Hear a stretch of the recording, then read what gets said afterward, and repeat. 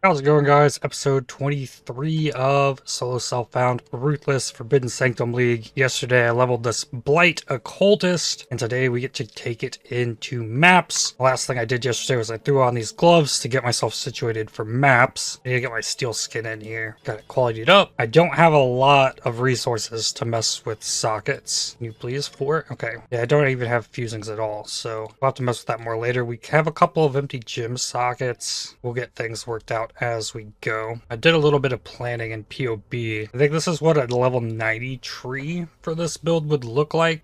There's kind of two main options. This one would be anointing whirling barrier, like I mentioned last time, for extra spell and attack block. That would put me 75% spell block and 70 attack block, and I need to get 3 additional block chance somewhere. That's already taking this node for 3. This node right here is only 2, but maybe I could get the last one on a jewel, one of these jewel sockets. The life looks good though, 4600, but the other option is not to take the spell block stuff here and this life and ES. I could also path through here to get to a whirling barrier. That caps me up on attack block. Take this node back out, and then I am 9 spell blocks short this way, and then I could anoint safeguard and get 6 of it there, but then I'm only at 70 on the spell block with no real way to really get extra outside of cluster jewels. But this way also gives me the ability for the recover 2% ES and life on block with the staff mastery, and this is only level 88 currently. Life's close to the same because you get life here as opposed to life there. Now I would love to get it worked out to where the anoint that I use is growth and decay for the 1% region with the dot multi, and I have the oils to currently do this, but I don't know how to get the spell block this way without anointing safeguard. So I'm kind of torn between the two different options. And this also drops the cast speed that I had here, assuming that I switch to Dresso's Defiance and get onslaught. Basically a long ways to go before we can get to that point. So I have tons of maps. T2s or T3s probably where I start. I literally roll every map that I have and run them all kind of thing. I think I'm going to do T2s, and I'm not doing Spider Forest, so we'll upgrade these. That one's rare though, so I'm not going to do that one. By the time I get through all of these maps, I should be ready to jump into yellows pretty easily, and then we can run T3s on the next character. That is a lot of maps. I don't think no life, min, or ES regen can roll on white maps, so I should be able to just run all of these. I don't think T2 maps are worth augments. I need to shuffle these up a bit. I'm just gonna like go row by row and just keep adding them to my inventory and then putting them back, because as I go through them, I don't want to run a string of all of these Forking River maps, for example. So I shuffle the pool of maps over and over. It'll make it a little more pleasant to do. And then from my inventory back, instead of like, because I added them this way, top to bottom, going down the rows, and then this time I'm going to add them going across. You'll get a nice shuffle of the maps that way. There we go. Look for Forking River. They're kind of spread out. No more than 2 in a row if I run them going from right to left. Next step, I need to prep stash tabs. Make sure I have room to dump everything that are currently full with the junk I picked up leveling. Surprisingly, a couple interesting things I found in there. Spell damage wand with damage over time multiplier could be an upgrade for my Reap Juggernaut. Amulet that has T3 Fizz, T3 ES, and T3 Ellie with attacks and some lightning res. Another interesting ignite weapon, flat fire, damage over time multiplier, burning damage, and chaos stop multi dagger with chance to poison. All of those are worth having. And then the jewel that I got yesterday, life and lightning res. We'll get a regal should I find one. We've only found like 2 or 3 the entire league, so I wouldn't get my hopes up. Anything else I need to do? Look at the Atlas passive tree. I think that all stays in Abyss. Extra chance for maps. We can drop the Curak nodes. Oh wow, there's another shipyard map in here. I gotta grab that. In terms of master missions, I'm short on Nico. I have a decent number of Junes. That's probably a solid choice. Chance for June missions. 8% chance for essences, so that'll give me like 8 essence monoliths out of 100 maps. Oh, I already have some Nico mission chance too. Could pull some of these pack size and go get the 6% rarity that's in the middle of this, in addition to 3% Harbinger spawn chance. Alternatively, I could put some points into heist chance. It's not going to slow me down at all, and I could probably farm some pretty nice low-level blueprints. Yeah, I like that idea. Yeah, I'm gonna refund the pack size too. I'm gonna take the chance for the Abyss, take chance for Harbingers, see what we can find. Okay, let's go. I'm gonna commit to this Whirling Barrier Anoint, I think. Red, Teal, Amber. That bumps me up pretty good attack and spell. Block, chance. I'm not touching Sanctum either. There's no way I get 100 maps done if I run Sanctum. First level is going into Iron Will. I have enough strength for it to be super worth it. Damage currently says 3,068, 3,416. So big damage. Neat passive bow cluster jewel. Pretty much clearing the maps with my spell cascade Blight. The blue enemies need a little bit of taste of the Blight, and then rare enemies will get the full treatment. And it's just going well. This voodoo doll, can it not damage me? I don't think it can. Herald of Agony. The third Herald of Agony. An Ascent from Flesh. Wow. It's a lot of energy shield. Some all res. Movement speed while phasing. That's cool. I figured out a way to get speed. Rotate 3 Quicksilver flasks as you clear through the map. And since they're only like 2 seconds, you gotta use multiple of them, but it works. Definitely helps. I also filled this map tab with a bunch of mana flasks to remind myself to drink water every time I grab another set of 8 maps. Yeah, my first death. Instantly died again. Lots of fizzes extra. This boss is great. Whenever it transports into the corner, it's going to teleport there and die. I just ran out of all 3 of my Quicksilver flasks, and I'm contemplating, do I portal out and talk to Helena to refill them all real quick so I can keep speeding through this map, because it is much better when I got my flasks up. It actually was an amazing idea. Level 75 puts me over 3k life with discipline and training. Quarter of the way done. Just over 2 hours in, and stacking the Quicksilvers is definitely speeding me up through this, like hands down. Learning or like getting the muscle memory out of my fingers is going to take a while. I'm so used to pushing the 3 and 4 button at the same time, so like it happens a lot. I press both of my duration flasks at the same time, which is not ideal. I'm keeping track as well of how often all of the stuff I'm spec'd into is spawning. My first Abyss. Wow, I failed the Abyss. Soul Eater. Oh, Blight level though. Yes, please. Found Wings of Entropy. Counts as dual wielding. Level 76. More life. 3 more passives, then this will connect. I can start breaking stuff. GCP. 16% Galvanic Field. Increase shock duration with that quality. Boosting chance to shock. It's a buff. The duration. Strength of the field depends on the magnitude of the shock affecting the enemy when it is created. How do we do a Legion with this? Oh, wow, it spawned terribly too. Oh, I guess the Bane will take care of all of the lesser enemies here. I still don't think you're given enough time for a normal Legion. I think it's the same with Incursion. I think the base amount of time, like it forces you to really heavily invest in the increased duration on the passive tree to even have a good chance with any build that is not perfect. Level 77. Life regen? More yes. More strength. Really? I failed another Abyss? Maybe those monsters have natural chaos resistance or something. Because literally everything else just dies. Really like to not fail this Abyss. There we go. Level 78. I can probably start refunding stuff at this point. Pull out of the area. Connect this. Then I can pull out those 2 points. Connect these 2, remove this one, then I can remove all these, spec into these 2, remove those 3. I'm gonna connect this across the top. I actually get this AoE here so that I can have the block recovery. Then I need to go hunting some passives, it looks like. I think I got all my passive points that I can get easily. So now, there's 10% cast speed while wielding a staff here. I can probably spec out of these nodes and this one. I actually got the area of effect back here.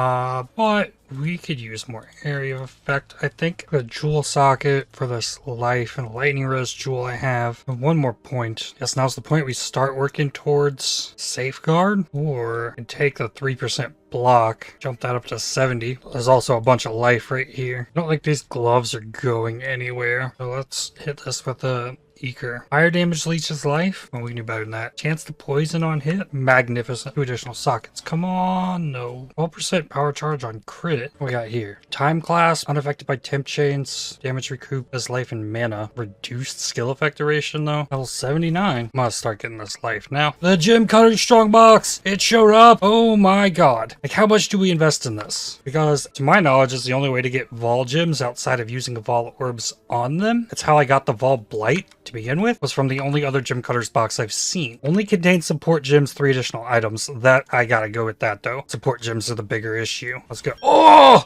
Oh!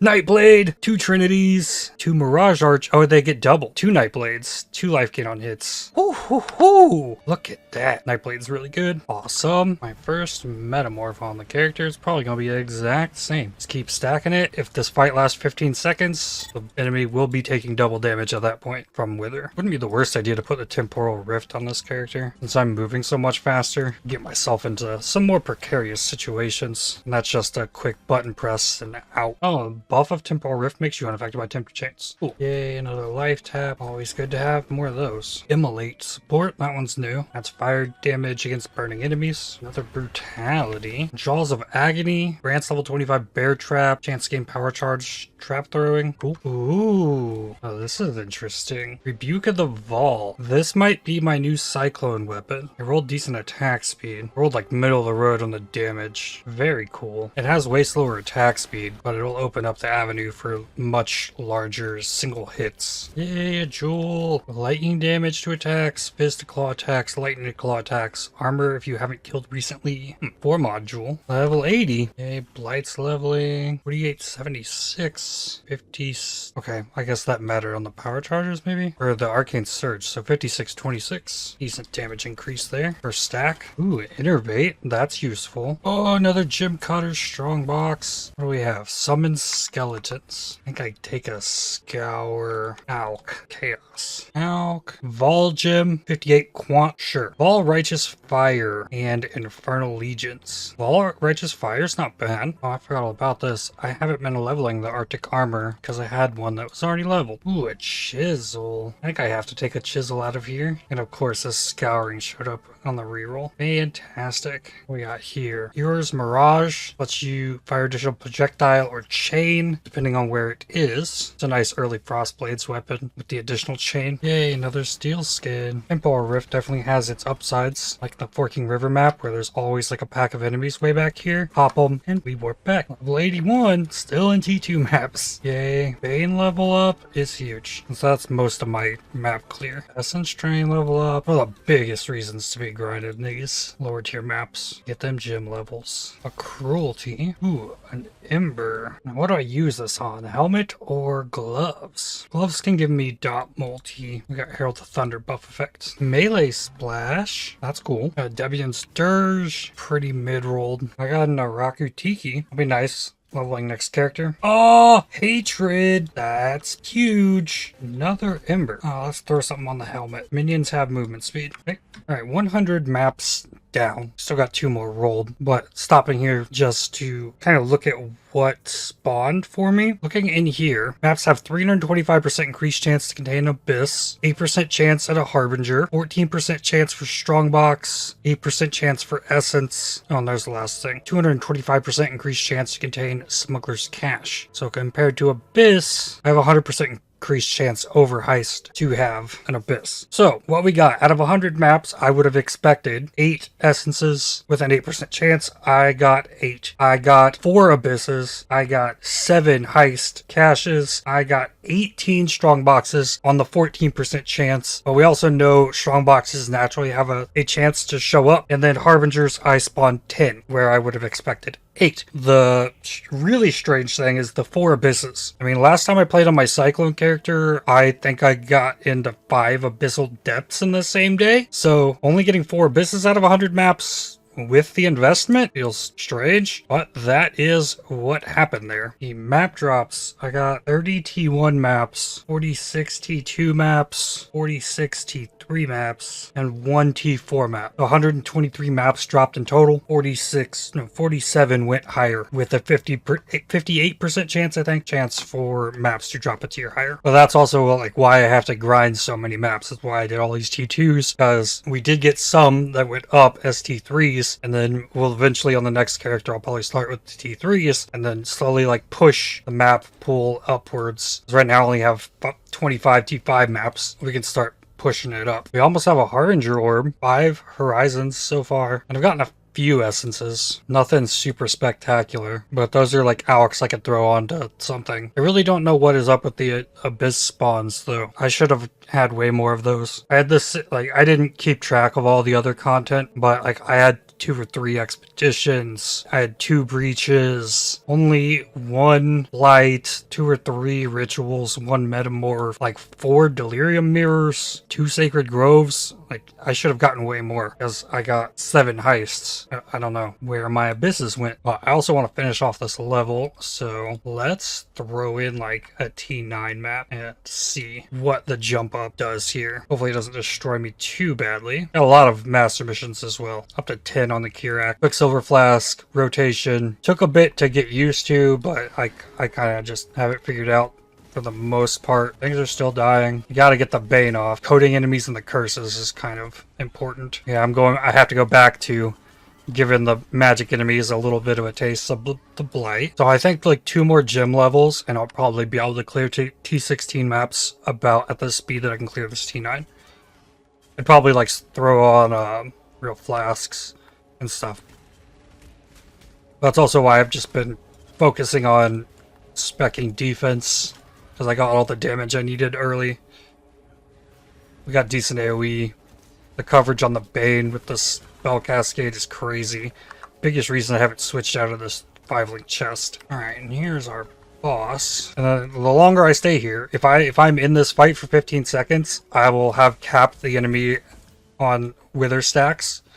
And according to POB, that's about double damage with my investment into wither. Not bad. Easy T9 map, just business as usual. Get a little bit more XP out of there. Better items and all that. I've actually gotten a decent amount of soul fight. 100 maps times 4, so I got 4,000 soul fight running all of those maps. And that can be used on any character. I still haven't thrown in the weapon swap chain hook yet. Just haven't needed it. None of the maps I was running had ledges or anything that I would want to jump over anyways, so the movement speed was sufficient. So yeah, I'll probably do pretty much the same thing tomorrow, just run it back in yellow maps. Probably smash all of these T6s. Maybe we could ride that wave up through those tier maps. Superior Swift Assembly. Ooh, ambush. It's a movement skill. Teleport you to an enemy. So now I have them all, except for the rune blast thing. Yeah, I'm definitely gonna stop tallying strong boxes on my little notepad now. I just wanted to see how things rounded out with like 100 map setting. Those are some better essences. I wonder if the essences you can get just get better as you progress up to higher tier maps. That'd actually be really cool.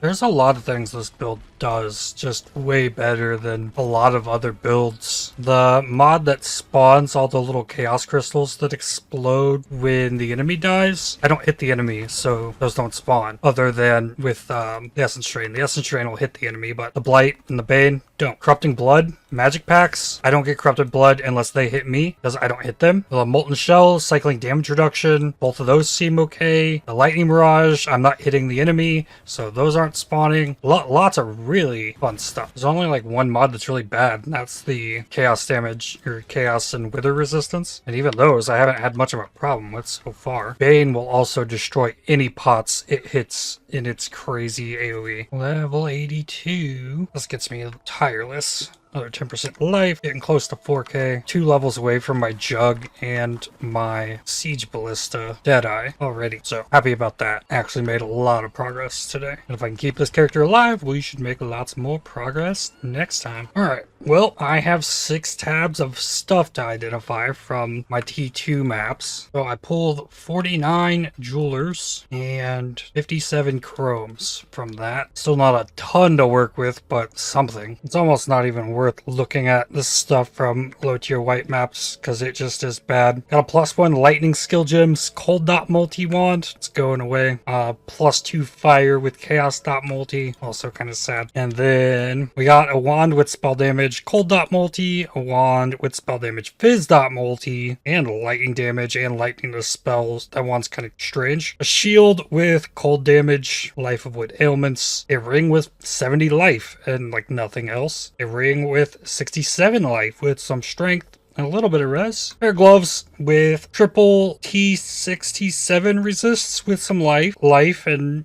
cold chaos res on gloves, and then big life fire cold res on gloves. That's it. 6 tabs of items. Got 2 scouting reports. No new blueprints either, just missions, but we got quite a few. A lot of gems today, a lot of uniques as well. Oh, I want to go see if that sword is better on the cyclone. This ascent from flesh is really cool. And then gems, we got a Vol Righteous Fire. It's cool. A hatred. The hatred's huge. That needs to go in the special shield throw tab. Nothing too crazy though. Another precision and a new steel skin. Okay, so I need this. The ring can go. I need this ring. Go. Let's take a peek. Ah, there's the relic too. I'll take that back with me. Slap this on. Rings. So war cries. Okay. All my stuff's up. DPS says 44,857 to 58,620. Dang.